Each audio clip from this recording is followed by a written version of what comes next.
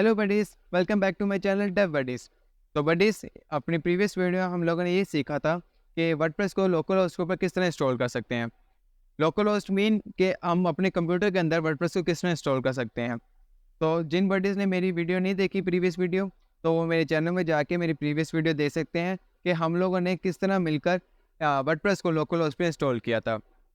तो बडीज़, आज हम लोग वर्डप्रेस के डैशबोर्ड को एक्सप्लोर करेंगे। एक्सप्लोर करने का मीन कि हमारे पास लेफ्ट हैंड पे कुछ ऑप्शंस मौजूद थी कि उनका क्या रोल है, तो उन्हीं को आज देखेंगे। तो चलिए स्टार्ट करते हैं।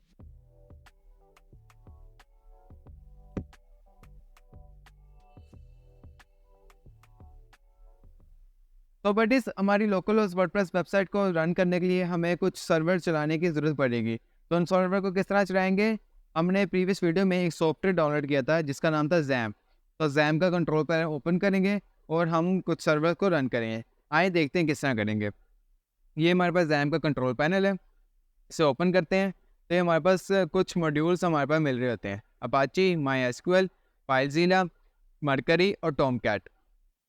हमें इन सर्वर्स की कोई ज़रूरत नहीं है सिवाय दो के। वो दो कौन से हैं? अपाची और माई। तो इनको स्टार्ट करेंगे, सिंपली इस स्टार्ट बटन पे क्लिक करेंगे तो ये हमारे पास दो सर्वर स्टार्ट हो गए हैं।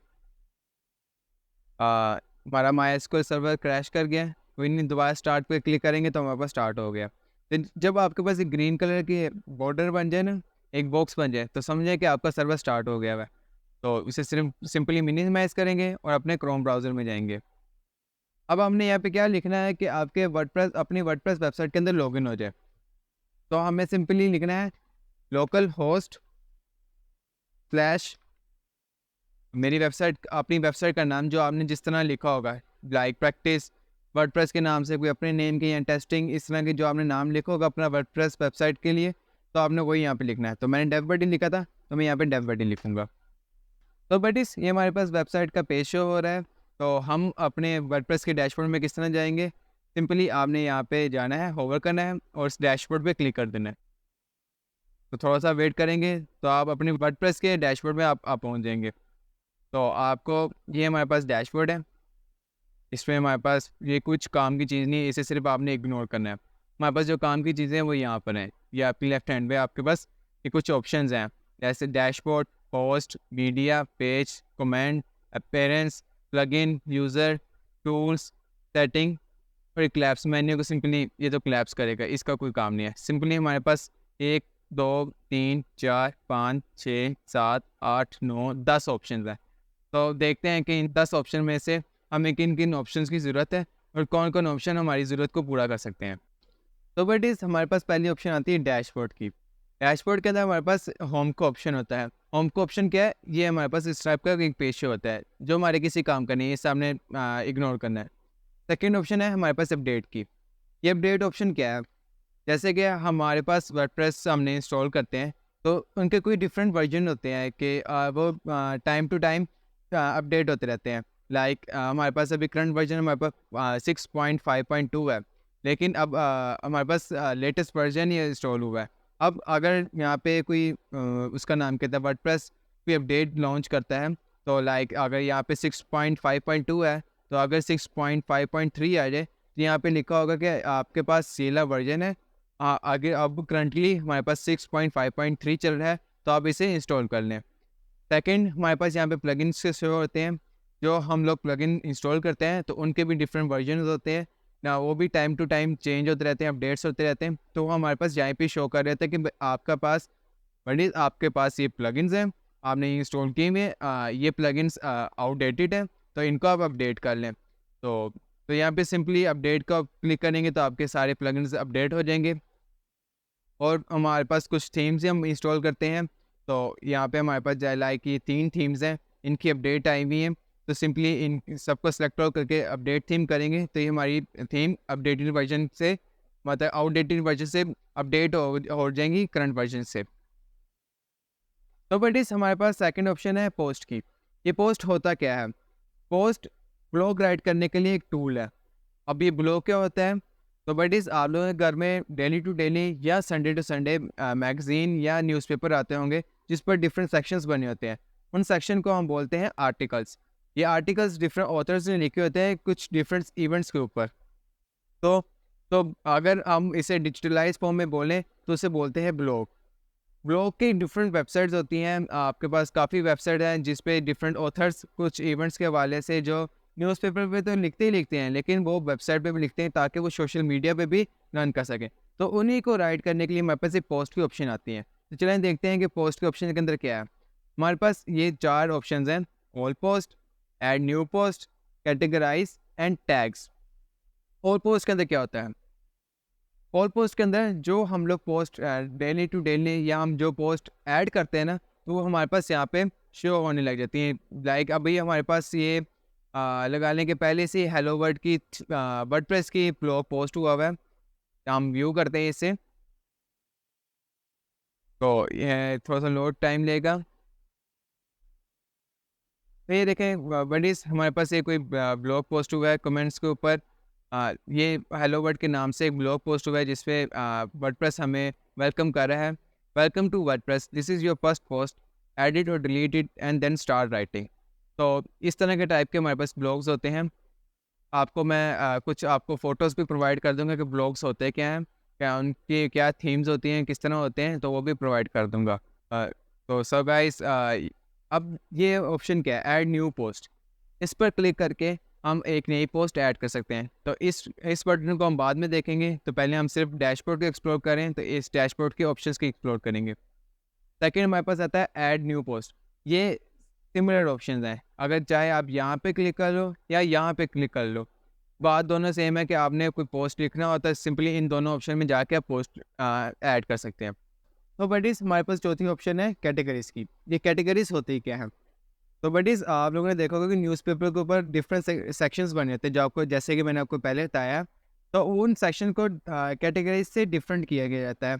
लाइक अगर एक सेक्शन है तो वो उस सेक्शन के ऊपर ऑथर कोई वेडिंग के हवाले से कुछ बता रहा होगा, दूसरे सेक्शन पे कोई ट्रैवल के हवाले से बता रहा होगा, कोई दूसरा सेक्शन कोई कंट्री के हवाले से या कोई मेजर इवेंट के हवाले से बता रहा होगा। तो इन डिफरेंटाइज करने के लिए कैटेगरीज यूज़ की जाती हैं। लाइक अब यहाँ पे हमारे पास आ रहा है एक नेम, तो यहाँ पे हम लिखेंगे सिंपली, अगर मैं चाहूँ तो ट्रैवल के ऊपर एक ब्लॉग लिखना चाहता है, एक आर्टिकल लिखना चाहता हूँ, तो सिंपली एक ट्रैवल नाम की एक कैटेगरी बना लूँगा। स्लग क्या होता है? ये जो आपको शो हो रहा है ना, इनको बोलते हैं स्लग। जो आपके यहाँ यूआरएल में शो हो रहा था ना, उसे बोलते हैं स्लग। तो स्लग हम इसको कोई भी नहीं रखेंगे, ये खुद ब खुद स्लग चूज़ करके रख देगा। अब ये हमारे पास क्या आता है, पेरेंट कैटेगरी। पेरेंट कैटेगरी हम तब यूज़ करते हैं जैसे कि अगर मैंने एक ट्रैवल का एक कैटेगरी बनाई है ना, तो उसकी एक सब कैटेगरी बनाना चाहता हूँ, लेकिन जो सब कैटेगरी और ये नहीं कैटेगरी, इसे मैं लिंक करना चाहता हूँ, तो हम इसी तरह इसे लिंक कर सकते हैं। लाइक अगर मैंने कोई लाइक अब इसे एग्जांपल लेते हैं, एक अनकैटेगराइज है, तो इसे मैं पेरेंट कैटेगरी दूंगा, और जो ये वाली है ना, ये चाइल्ड कैटेगरी बन जाएगी। बस इस तरह होगा कि अनकैटेगराइज के साइड पे ही हमारे पास से ट्रैवल की शो होगी। लाइक अगर ये एक फादर है तो इसके चाइल्ड ये है। अब देखें किस तरह होगा कि मैंने पेरेंट कैटेगरी को अनकैटेगराइज कर दिया, उसके बाद ही हमारे पास यहाँ पे सिंपली ऐड न्यू कैटेगरी का कर दूंगा। तो ये देखें, ये हमारे पास एक स्लैश शो हो रही है, तो इसका मतलब ये है कि ये जो अनकैटेगराइज है, ये इसकी पेरेंट कैटेगरी है, और इसके बाद ये सब कैटेगरी शो हो रही है। तो सिंपली अभी इस तरह हम अगर आप एक पेरेंट कैटेगरी ऐड करना चाहते हैं, तो सिंपली आपने नन करना है। तो सिंपली नाम लिखना है। लाइक मैं अगर वेडिंग के हवाले से कोई आर्टिकल कैटेगरी बनाना चाहता हूँ, स्लैग ऐसे ही रहने दूंगा। तो मुझे मेरे इस वेडिंग की कोई पेरेंट कैटेगरी नहीं है, तो सिंपली ऐड न्यू कैटेगरी में करूँगा, तो एक ये हमारे पास एक कैटेगरी शो होगी। अब मैं चाहता हूँ कि इसकी एक चाइल्ड कैटेगरी बने। तो अगर हम चाहते हैं कि एक मेहंदी, मेहंदी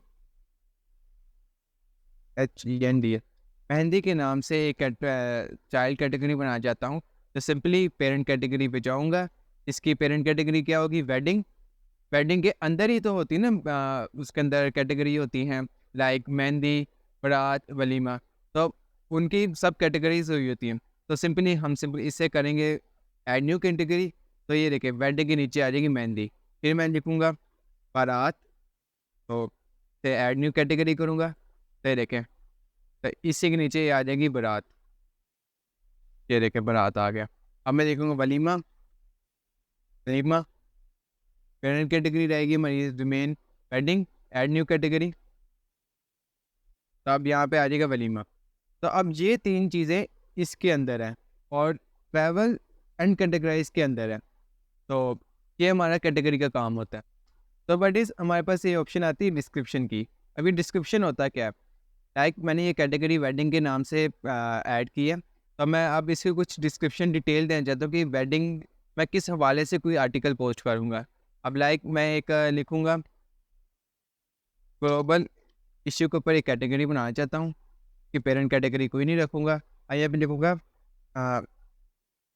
गिव डी टे detailing about global issue like of बल वार्मिंग सेक्टर। तो ये अब मैंने डिस्क्रिप्शन दे दी कि मैं इस कैटेगरी के कैटेगरी के अंदर ग्लोबल इशू डिस्कस करूँगा लाइक ग्लोबल वार्मिंग और deforestation etcetera. Simply add new category में करूँगा तो ये मेरे पास से कैटेगरी ऐड हो जाएगी ग्लोबल इशू के नाम से। अब ये देखिए डिस्क्रिप्शन हो रही है कि give detailing about global issue like global warming. तो डिस्क्रिप्शन का ये काम होता है। तो बट इस हमारी पोस्ट की आखिरी ऑप्शन है टैग्स। अब ये टैग्स क्या होते हैं? लाइक हमने कोई आर्टिकल ऐड किया हुआ है, तो अब हम कोई यूज़र या कोई कस्टमर या कोई क्लाइंट कुछ सर्च करता है। लाइक अगर मैं एक क्रोम पे जाऊँ और इसके सर्च बार पर एक एजुकेशन के नाम से एक मैं लिखूँ कीवर्ड ऐड करूँ, तो अब आप देखेंगे कि यहाँ पे मेरे पास ब्लॉग शो हो रहे होंगे education, definition, development, history, types and facts. Education Wikipedia का, विकीपीडिया के ये सिंपल इंग्लिश विकीपीडिया, डिक्शनरी.com। तो हमारे ब्लॉग को फाइंड करने के लिए इजी कर देता है ये टैग्स लाइक अ कीवर्ड कि हम उसे डिफाइन कर देते हैं कि ये जो चीज़ है अगर यूज़र एजुकेशन या कुछ और हवाले से कुछ लिखेगा ना तो उसे ये नहीं ब्लॉग शो कराना। लाइक अगर मैं वहाँ पे ट्रैवल का डाला है, ट्रैवल में किसी लिखूँगा फॉरेस्ट के हवाले से मैं कुछ लिखना चाहता हूँ कि अगर फॉरेस्ट के हवाले से हो तो blogs on blogs for travel article. Simply अभी मैंने टैग ऐड कर दिया हुआ है। तो अब हम अपने पोस्ट के अंदर टैग ऐड कर दिया हुआ है कि हमारे पास का नाम कहते हैं कि अब फॉरेस्ट नाम की चीज़ होगी तो सिंपली रीडायरेक्ट कर देगा हमारी ट्रैवल की पोस्ट के ऊपर।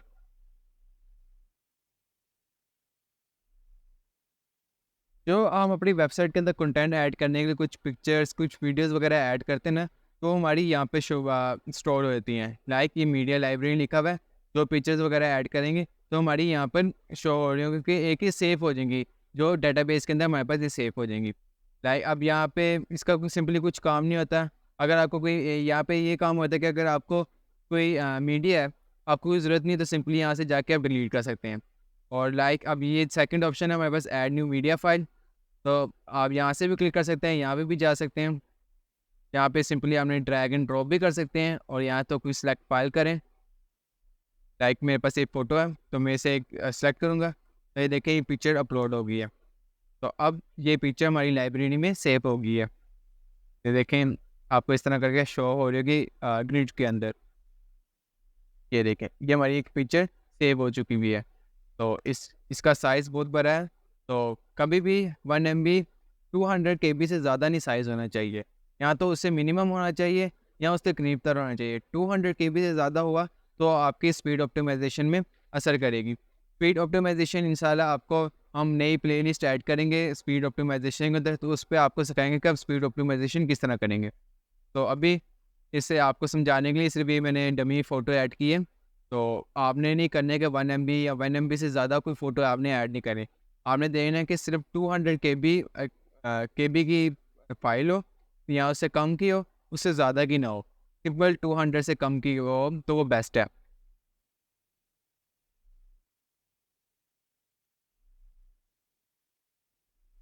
बट इस आप लोगों ने डिफरेंट वेबसाइट्स देखी होंगी, उसके ऊपर हेडर के अंदर डिफरेंट ऑप्शन दी होती हैं होम की, अबाउट अस की, कॉन्टैक्ट अस की, तो उनको बोलते हैं पेजेस। लाइक अगर मैं ये एक वेबसाइट है विकिपीडिया की, तो ये उसका होम पेज है, ये देखें ना मेन पेज।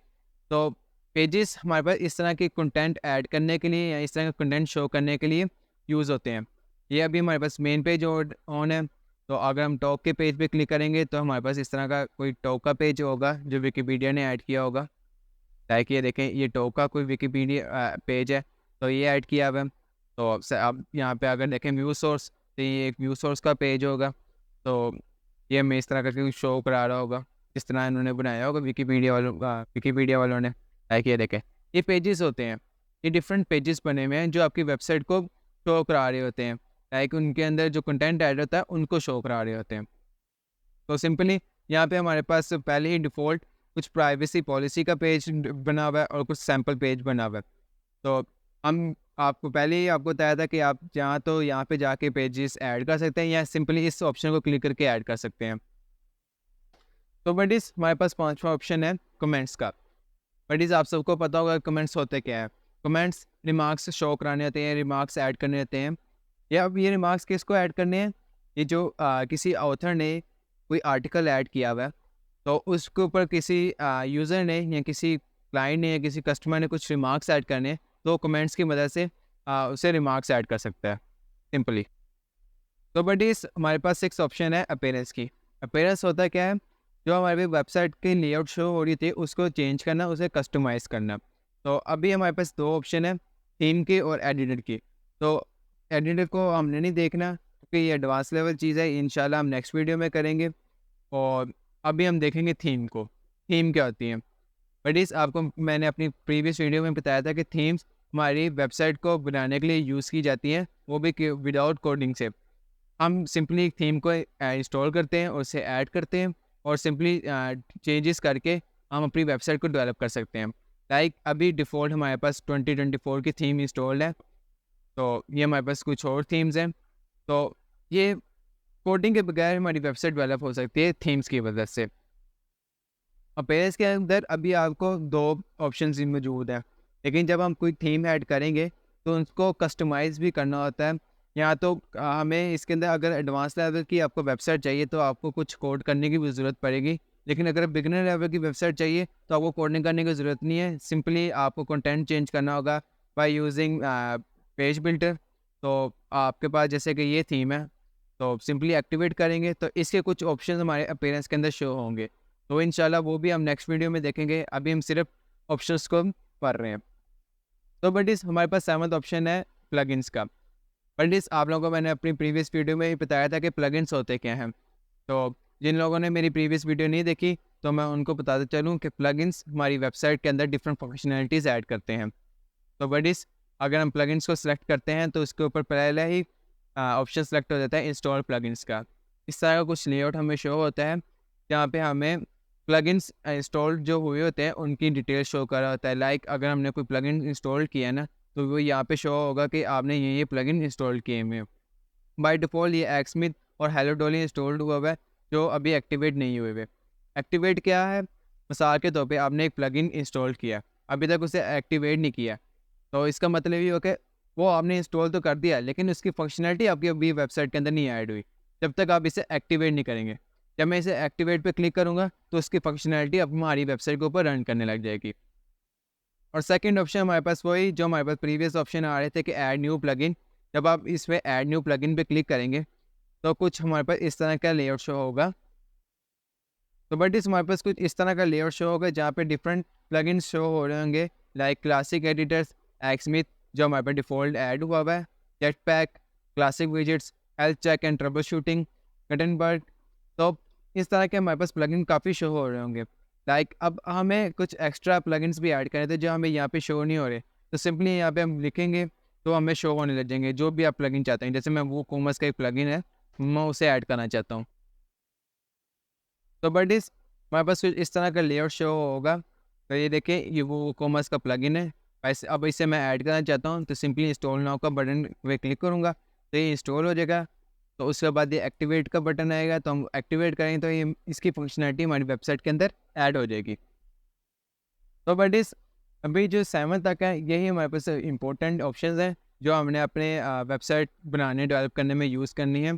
जो आगे हमारे पास ये 3 ऑप्शंस हैं, इनकी हमें इतनी ज़रूरत नहीं है। यूज़र्स की भी हमें कोई ज़रूरत नहीं है और टूल्स की भी हमें पास कोई ज़रूरत नहीं है। ये simply import, export, health sites, export personal data, erase personal data, theme file editor और प्लगइन फाइल एडिटर, ये 2 ऑप्शंस एडवांस्ड है। क्या कि ये वर्डप्रेस की वेबसाइट ना, ये PHP, HTML, CSS, जावास्क्रिप्ट की मदद से बनी होती है। तो अगर ये जो थीम फाइल्स हैं और ये प्लगइन फाइल्स हैं, ये दोनों PHP की मदद से बनी होती है। बस आगे तो पे अगर आपकी वूकॉमर्स की एक आपने प्लगइन ऐड किया हुआ है, तो अब उस प्लगइन के अंदर कुछ आप कोडिंग के ज़रिए कुछ फंक्शनैलिटी ऐड करना चाहते हैं, तो सिंपली आप यहाँ पे प्लगइन फाइल एडिटर के अंदर जाएँगे, तो आपको वो प्लगइन सेलेक्ट करेंगे और फिर आप PHP की मदद से आप उसके अंदर कस्टमाइज़ेशन करेंगे। तो बट इस अभी जो हमारे पास सेटिंग के ऑप्शन है, इसके अंदर हमारे पास डिफरेंट ऑप्शंस मौजूद होती हैं लाइक जनरल। तो ये सिंपली आपने वर्डप्रेस को एडिट करना हो तो उसके लिए यूज़ होती हैं। लाइक आपने जो यूर अपना साइट टाइटल है उसे चेंज करना है तो आप यहाँ से चेंज कर सकते हैं। अपने साइट का कोई टैगलाइन रखना चाहते हैं आप उस वो ऐड कर सकते हैं। आपने अपनी कोई साइट का आइकन ऐड करना तो वो रख सकते हैं। आपने अपनी यूआरएल चेंज करना हो आप उस वो कर सकते हैं। ईमेल आपने चेंज करना हो तो आप अपनी ईमेल चेंज कर सकते हैं। और अगर आपने कोई न्यू यूज़र डिफ़ॉल्ट रोल रखना हो तो सब्सक्राइबर, कंट्रीब्यूटर, ऑथर, तो वो भी आप चेंज कर सकते हैं। अपना time zone, site language, date format, time format, week start on, ये आप सब कुछ अपनी वर्डप्रेस की एडिटिंग यहाँ से कर सकते हैं। राइटिंग में क्या आ जाता है, राइटिंग में हमारे पास कुछ इस तरह के ऑप्शन आते हैं कि आपने डिफ़ॉल्ट पोस्ट कैटेगरी को कौन सा शो कराना है, अनकैटेगराइज शो कराना है, ग्लोबल इशू शो कराना है, ये ट्रैवल शो कराना है। डिफ़ॉल्ट पोस्ट मतलब कि अगर कोई पोस्ट ओपन करे तो डिफ़ॉल्ट आप उस यूज़र को कौन सी डिफ़ॉल्ट शो हो पोस्ट, तो अनकैटेगराइज्ड कैटेगरी की शो हो, ट्रैवल की शो हो या एक्सेट्रा। आपने अपनी पोस्ट का फॉर्मेट क्या रखना है, स्टैंडर्ड रखना है, असाइड रखना है, चैट रखना है, गैलरी रखना है, तो यहाँ से आप सेलेक्ट कर सकते हैं। यहाँ पे अपनी जो आपको कोई पोस्ट विया ईमेल आएगी तो आप उसकी भी ईमेल आप यहाँ पे लिख सकते हैं। ट्रेडिंग क्या है, ट्रेडिंग हमारे पास ऑप्शन आती है, इसमें हमारे पास डिफरेंट इस तरह के ऑप्शन आते हैं। यहाँ पे जब भी हमें पहले आपको वीडियो के स्टार्ट में बताया था कि हम अपने होम पेज को किस तरह शो करा सकते हैं। यहाँ पे हमारे पास सिंपली अभी ऐड हुआ हुआ है कि लेटेस्ट पोस्ट को शो कराना है। तो नहीं, अगर हमने होम पेज को शो कराना है तो उसे बोलते हैं स्टैटिक पेज। तो आपको ये ऑप्शन ऐड करनी पड़ेगी। तो ऑप्शन को सिलेक्ट करेंगे तो हमारे पास आ जाएगा होम पेज पे आपने कौन सा पेज शो कराना है। तो लाइक मैं भी सैम्पल पेज ही, तो मैं सैम्पल पेज शो कराना चाहता हूँ। और अगर आपने कोई पोस्ट पेज में कौन सा पोस्ट शो कराना चाहते हैं तो उसमें भी अभी सैम्पल पेज है, तो सैम्पल पेज को रहने दें, हम सेलेक्ट पे रख देते हैं। फिर हमारे पास सेकंड ऑप्शन आती है कि blog pages show at most. आपने ब्लॉग पेज के अंदर कितनी पोस्ट शो करानी है, तो बाकी हमारे पास ऑप्शन किसी काम की नहीं है। हमारे पास ये लास्ट ऑप्शन आती है सर्च इंजन विजिबिलिटी। तो ये ऑप्शन पर लिखा हुआ है discourage search engines from indexing the site. जब हम एसईओ करते हैं ना, सर्च इंजन ऑप्टिमाइजेशन, तो हमारे पास गूगल ना इंडेक्सिंग करता है हमारे होम पेज को या किसी चीज़ को। तो ये ऑप्शन हमारे पास अनचेक्ड ही रहनी चाहिए। जब हमारे पास अगर कोई वेबसाइट हमारी डोमेन में लाइव होती है ना, तो उसकी एसईओ के लिए हमारे पास इंडेक्सिंग का रोल बहुत ही अहम होता है। तो जब इंडेक्सिंग नहीं होगी तो हमारी वेबसाइट आगे ग्रो नहीं करेगी। तो इसे हमेशा ही डिसचेक ही रखना है। तो सिंपली सेव चेंजेस करेंगे तो हमारे पास सारी सेटिंग सेव हो जाएंगी। तो बट इस हमारे पास यही कुछ ऑप्शंस थी जो हमने अपनी वेबसाइट के अंदर यूज़ करनी है। अब अगला काम आता है वेबसाइट डेवलप करना। तो अब इंशाल्लाह हम नेक्स्ट वीडियो में सीखेंगे कि अपनी वेबसाइट को किस तरह क्रिएट करेंगे, वो भी थीम की मदद से, और हम किस तरह डेवलप करेंगे स्क्रैच से, और हम किस तरह अपनी वेबसाइट के अंदर कंटेंट चेंज कर सकेंगे।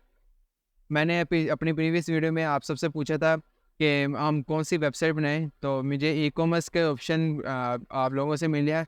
तो इंशाल्लाह हम अपनी वीडियो में ई कॉमर्स वेबसाइट की डेवलपमेंट सीखेंगे। तो मेरे एक बड़ी ने मुझे एक यूआरएल या एक वेबसाइट प्रोवाइड किया है, हम उसी को देखते हुए एक वेबसाइट के ऊपर प्रैक्टिस करेंगे। तो थैंक यू। मेरी वीडियो को लाइक करें, सब्सक्राइब करें और शेयर करें ताकि आप लोगों को इस तरह का कंटेंट आगे भी मिलता जाए। तो thanks all buddies. Bye bye, अल्लाह हाफिज़। Right. Okay.